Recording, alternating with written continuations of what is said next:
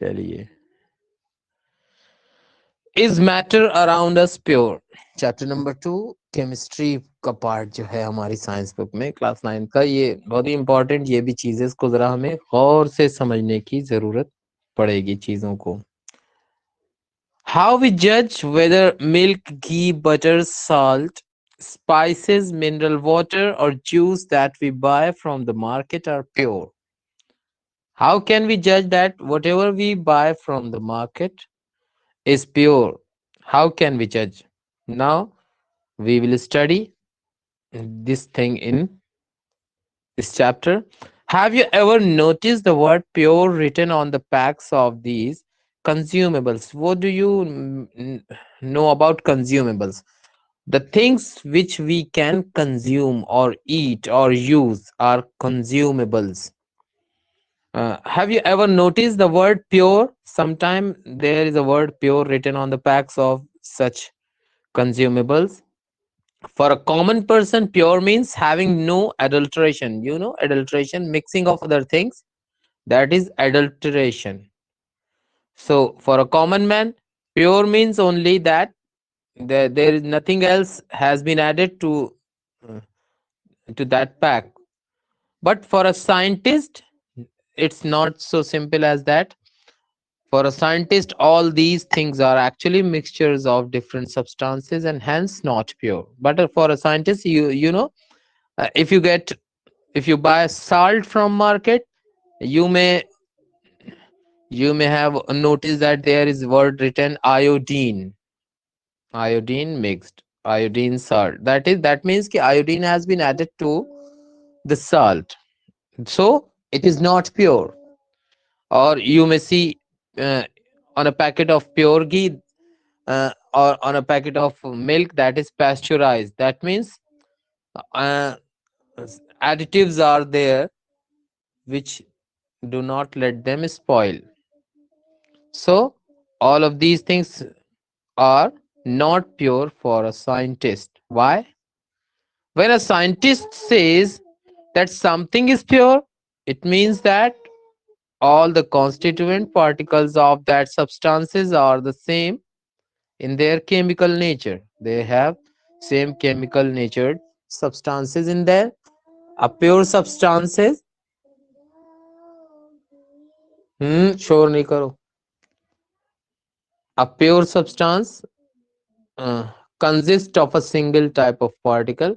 You may know, you see that for a scientist in science, what we mean by pure substance, that is they are made up of single type of particles. They are called pure substances. In other words, a substance is a pure single form of matter. Substance is a pure single form of matter. As we look around, we can see that most of the matter around us exist as mixtures, you know, mixtures of two or more pure components. For example, seawater have salts in that, mineral soil, etc. All are mixtures. So, as a science student, you must know what is pure substance. Pure substances are made up of single type of atoms or single type of particles. So, now we are discussing what is a mixture. Mixtures are constituted by more than one kind of pure form of matter. Mixtures are constituted or we get mixtures by adding two or more pure substances, okay, into single one.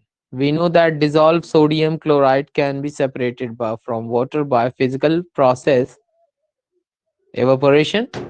So sodium, do you know what is sodium chloride? That is pure. Sodium chloride is a compound which is, if we mix some salt in pure water, you may see that sodium chloride is very easily mixed with that and created a mixture. It is not a compound. A mixture can be created by adding simply some salt in water. And if we want to take out salt from that water, we may use the processes like evaporation. However, sodium chloride is itself a pure substance. You know, sodium chloride is a pure substance. Why? It is a compound. Compounds are pure substances. Okay, and cannot be separated by physical processes into the its chemical constituents. If you want to separate sodium from sodium chloride, it is not easy. Okay, we can separate them only by chemical means. So we can classify them as whatever substance we can separate by from its compound by chemical means, that should be called pure substance. And if we can easily physically, we can separate substances from its mixture, from hmm, from its mixture through physical means, that is they are mixtures. So now we are discussing sugar is a substance which contains only one kind of pure matter and its composition is the same throughout. Now another definition is there. If we add sugar into water, uh, after some time, if you stir it well, you cannot see sugar particles in that water. But if you want to uh, separate sugar from that water, you may use evaporation, or you may leave it for some time. Sugar particles may settle down and you can separate water from that, but it is not so easy. But we can simply separate them by physical means. And if that thing is not separated through physical means, that may be pure substance. Now we are talking about mixtures. Mixtures are of two types: homogeneous and heterogeneous. Depending upon the nature of the components that form a mixture, we can have different types of mixtures. Let us divide the class into ABCD. There is an activity. Group A takes a beaker containing 50 ml of water and one spatula full of copper sulfate powder.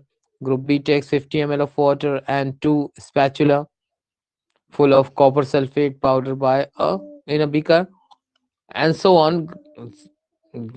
Group C and D can take different amounts of copper sulfate and potassium permanganate or common salt, uh, means sodium chloride, and mix the given components to form a mixture.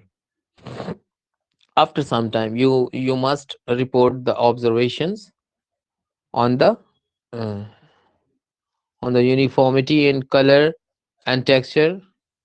So group A and B have obtained a mixture which has a uniform composition throughout. Such mixtures are called homogeneous. Why? They have taken the constituents in a proper ratio. Just like group A has taken copper sulfate 50 ml in 50 ml of water and is one spatula full of copper sulfate.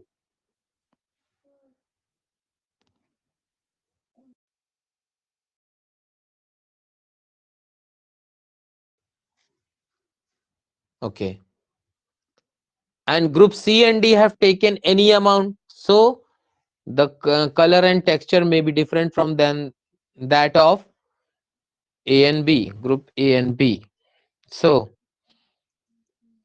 we are talking about some other examples of such mixtures are salt dissolved to water and sugar. Okay, dissolved in water. Compare the color of the solutions of the two groups. Though both the groups have obtained copper sulfate solution, but the intensity of color of the solutions is different. This shows that a homogeneous mixture can have variable composition. You know, if you take fixed amount of something, okay, two things are there, so fixed amount of something and mix it with fixed amount of solvent, you can have a homogeneous solution. Now and there is an activity also. So Now the results are group C and D have obtained mixtures which contain physically distinct parts and have non-uniform composition. Just recall, remember that thing. Group A and B in your class have taken one spatula and two spatula of copper sulfate or sugar or salt in a beaker with 50 ml and 100 ml of water, like that. And group C and D have taken different amounts of the constituent. So the results are different. Group A and B have homogeneous mixture. Why? You know the amount of uh, components, and group C and D have taken any amount. So that their mixture cannot be called as termed as uh, homogeneous. They are heterogeneous mixture. Okay. Let us again divide the class into four groups A, B, C, and D, and distribute the following samples. Now we are thinking about that activity. Few crystals of copper sulfate to group A, one spatula full of copper sulfate to group B, chalk powder to wheat flour to group C, chalk powder or wheat flour, you may use any of that. A few drops of milk or ink in group D. Each group should add the given sample in water and stir properly using a glass rod. Are the particles in the mixture visible? Now you should have some observation. Direct a beam of light from a torch through the beaker containing the mixture and observe from the front. Was the path of the beam of light visible? Leave the mixture undisturbed for a few minutes and set up the filtration apparatus in the meantime. Is the mixture stable or do the particles begin to settle after some time? You may check it that they are settling or not, settling down. Filter the mixture. Is there any residue on the filter paper? Residue, you know what is residue? After, if you filter something from a through a filter paper, some things maybe remain in the filter paper, and the remaining thing can be passed through filter paper. Whatever is left on the filter paper is can be called as residue. Okay, discuss the result and form an opinion. Now there, group A and B have got a solution, group C has got a suspension, group D has got a colloidal solution. Now we are checking what do group A and B have. Group A and B have few crystals of copper sulfate and one spatula full of copper sulfate. They too have this. And the chalk powder or wheat flour has been given to group C, and that is they have found a suspension. Now, you know, chalk powder or wheat flour, when you add water to them, they may not be fully immersed, they may not be fully, you can say, you can still see them, their texture on the solution. And when you add copper sulfate solution, they are fully mixed. Whatever is not fully mixed, they remain suspended and create a suspension. Group D have some ink that was a colloidal solution formed. Now we are discussing what is there. Here is a picture of filtration process. Now we shall learn about solutions, suspensions, and colloidal solutions in the following section. The section um, which we are about to study, containing knowledge about solution, information about solutions, suspensions, and colloidal solutions. Now, a question begin should create in our mind. If we study really hard, we may have some questions in our mind that what is a solution? We have talking we have talked about suspensions, mixtures. Now we are talking about solution. You know what a solution is? There is a question should raise in our mind. Now, a solution is a homogeneous mixture of two or more substances. Homogeneous means throughout the same. You come across various types of solution in your daily life, just like lemonade, soda water, etc. All of them are examples of solutions. Usually, we think of a solution as a liquid that contains either a solid, liquid, or a gas dissolved in it. Usually, we think of that. What is solution? Solution is something which is liquid, which is fluid. You can term it as fluid. They have fluidity, or something which contains water with some else, some other things as also mixed there. That is gas or a liquid or solid. That is solution. But we can have solid solutions. You know, solids, and you never heard of that. What is a solid solution? Solid solutions are alloys, and gaseous solutions. Gaseous solution, that is air. Air is a solution in a solution. And what is the special thing about a solution? In a solution, there is a homogeneity at practice level, at the particle level. There, you can say, if two things are mixed properly, okay, they are they form a solution. For example, lemonade tastes the same throughout. Wherever you can have you can have a sugar syrup, it will taste sweet.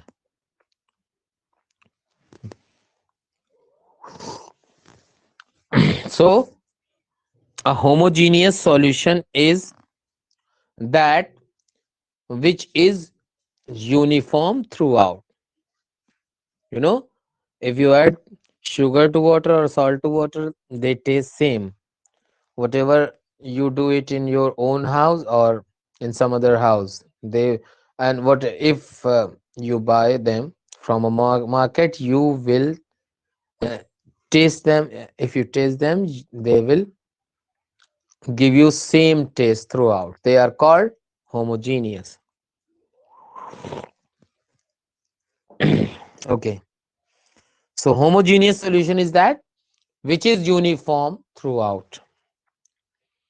Okay, they have put an example of lemonade. If you taste lemonade at your home, at your friend's home, house, or in a market, it will taste same throughout.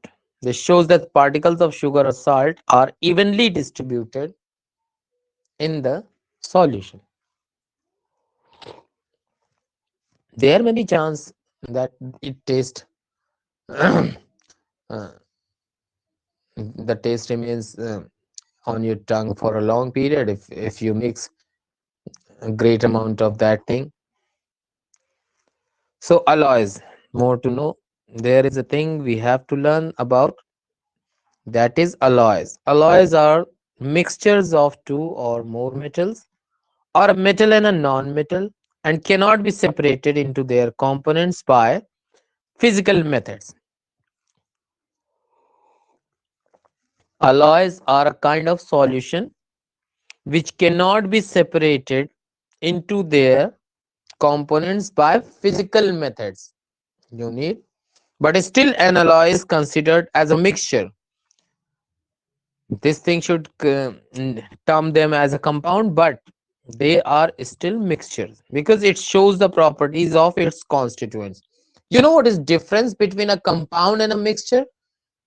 A compound, in a compound, the components lost their original properties. Just like if you taste water, it cannot be as that as hydrogen and oxygen. And when we if you take test of hydrogen or oxygen, you may find that properties of water are is quite different from their constituents. So in this way, alloys cannot be considered as compounds as they do not lose their own properties.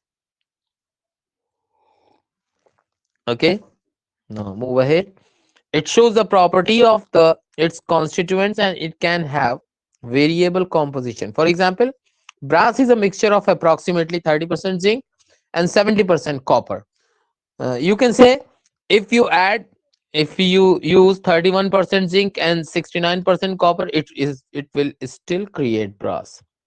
So it is a mixture, and it if it if you cannot change the composition of particular components, they their resultant is a compound.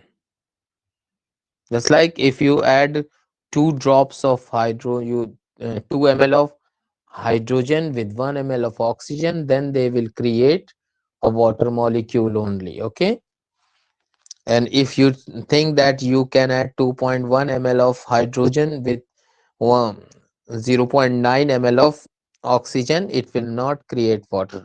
The difference is there. Okay, now a solution has solvent and a solute. Two things are there, solvent and a solute as its components. Two components are there. The component of the solution that dissolves the other component in it, usually the component present in larger amount, is called the solvent. You know, whatever present in larger amount dissolves the component present in smaller amount. So usually larger amount component present in larger amount can be termed as solvent. The component of the solution that is dissolved in the solvent, usually present in lesser quantities, few very small amount of that, is called the solute. Now we are talking about some examples of that. A solution of sugar in water is a solid in liquid solution. A solution of sugar in water is a solid in liquid. You know, you cannot, if you try to uh, think that if we cannot use water as a solvent, we are using sugar as a solvent and you add some water in it, there will be no solution formed. Why? Large amount of sugar cannot mix a small amount of water. Okay, so large amount of water can be used as a solvent and sugar should be used as a solute to create a mixture. Okay, a solution of iodine in alcohol is known as tincture of iodine. Okay, has iodine as the solute. Iodine is a solid amount thing, and alcohol as the solvent. And what would happen if you add some drops of alcohol um, on a large amount of solid iodine? No mixture will be found. Why? Iodine in solid state cannot dissolve alcohol. And opposite is true. Alcohol can dissolve iodine. Okay. And if the mixture of iodine, if the mixture of using in that using iodine as a solvent will be a heterogeneous mixture, it will form on the a very small amount. So still we cannot use solid as a solvent usually. Okay, in the solution of iodine in alcohol, that is known as tincture of iodine, has iodine as the solute and alcohol as the solvent.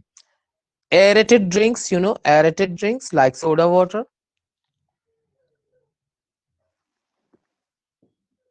You know what is aerated drinks? In which air is mixed or gas in liquid. Aerated drinks like soda water has carbon dioxide mixed with water. That is aerated drinks. These contains carbon dioxide gas as solute and water as solvent. Okay, but sometime all these things are there far apart. Air can mix liquid. What is liquid? What liquid? Water. Air can have water vapors. It can hold water vapors and can create heterogeneous mixture. Okay. So if we use carbon dioxide as a solute and water as a solvent, then we can produce soda water. Air is a mixture of gas in gas. Air is a mixture of gas in gas. 21% oxygen is there in the total amount of air, and nitrogen 78% is there. All other gases are present in very small quantities. What would happen if they are not, if they are present in large quantities? Life on earth would be disturbed. Okay. Properties of a solution. We are talking about what properties should a solution have has. Okay. A solution is a homogeneous mixture. Whatever is homogeneously mixed can be termed as solution. The particles of solution are smaller than 1 micrometer in diameter. So such a small size of particles should be there. So they cannot be seen by naked eyes. Naked eyes without lens, we cannot see them. Because of very small particle size, they do not scatter a beam of light passing through the solution. And because the particles are such in such a small size, they allow light to pass through them. Okay, so the path of light is not visible in a solution. If you take a solution in a beaker uh, or a glass bottle, and you can use a flash of your mobile to see. If you allow the light to pass through that solution in a bottle or whatever container you have, you cannot see path of light in that solution. But if you take some chalk powder in water and then do the same, you can trace the path of light. Okay, the solute particles cannot be separated from the mixture by a process of filtration. Now using filtration, you cannot segregate, you cannot separate the solute particles. The solute particles do not settle down when left undisturbed. There are certain things, that is, solution is stable. Solution is stable. Okay, but there are some other things to, to be considered, that in activity 2.2 we observe that group A and B obtain different shades of solutions. So we understand that in a solution the relative proportions of the solute and solvent can be varied. So relative proportion can be varied depending upon the amount of solute present in a solution. It can be called a dilute. If you take very small amount of solute in a solution, that it can be termed as dilute solution. And if you take rather big amount of solute in a solution, eh, they can be termed as concentrated. Okay, so there is an activity to understand that. Take approximately 50 ml of water, each of two separate beakers, each in two separate beakers. Add salt in one beaker and sugar or barium chloride in the second beaker with continuous stirring. Stirring. When no more solute can be dissolved, when no more solute can be dissolved, that means if the solution get denser, you should heat that contents of the beaker to raise the temperature is about 5 degrees Celsius. You can do it easily. Start adding the solute again. If you start heating that, you can add some more solute in it. Is the amount of salt and sugar or barium chloride that can be dissolved in water at a given temperature the same? No. Sugar, you can take two things, salt and sugar. So whichever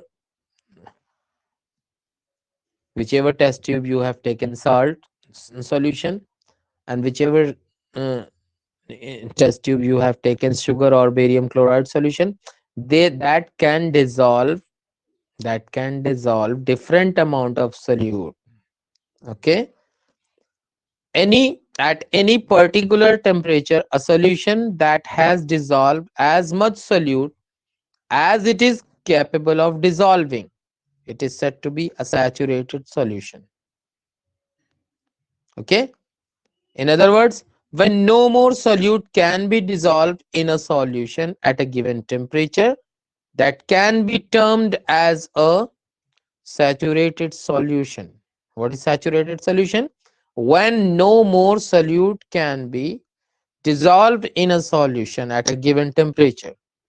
The amount of the solute present in the saturated solution at this temperature is called solubility.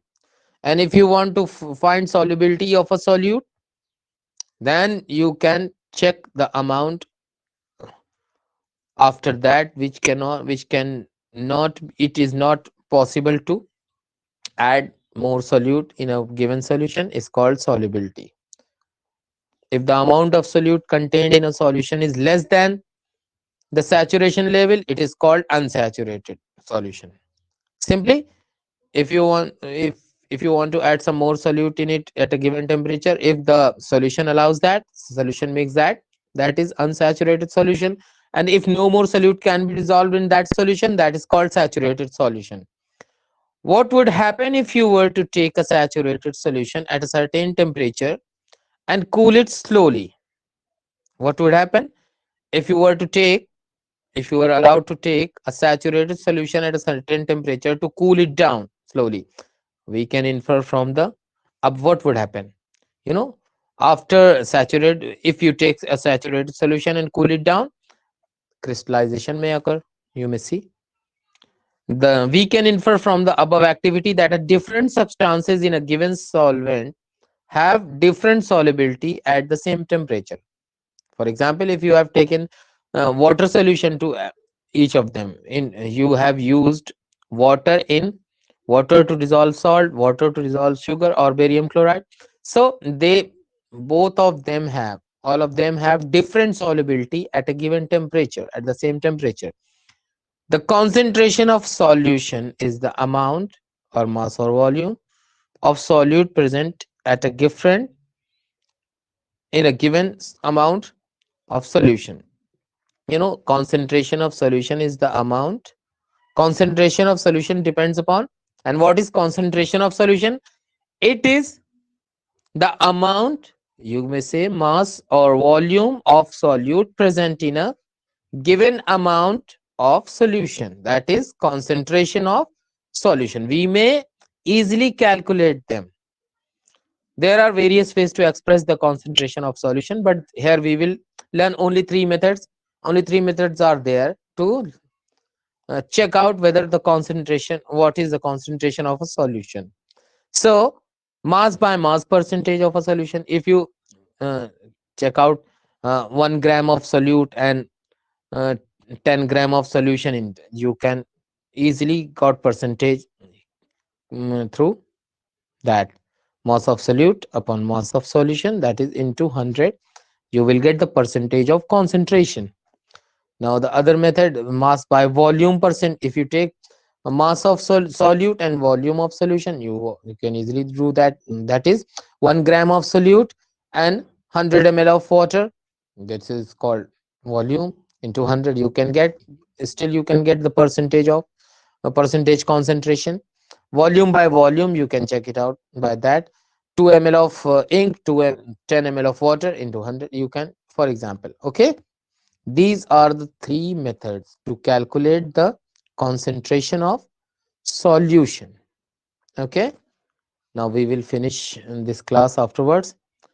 We have learned that what is a solution, what is concentration of solution, dilute solution. You have learned about many things also, how to create a mixture and what is difference between a mixture and a solution, and also we got knowledge of alloys and air as a solution, air as a solution. Okay, Many things have we have learned today. We will finish this chapter later on. Okay, inshallah.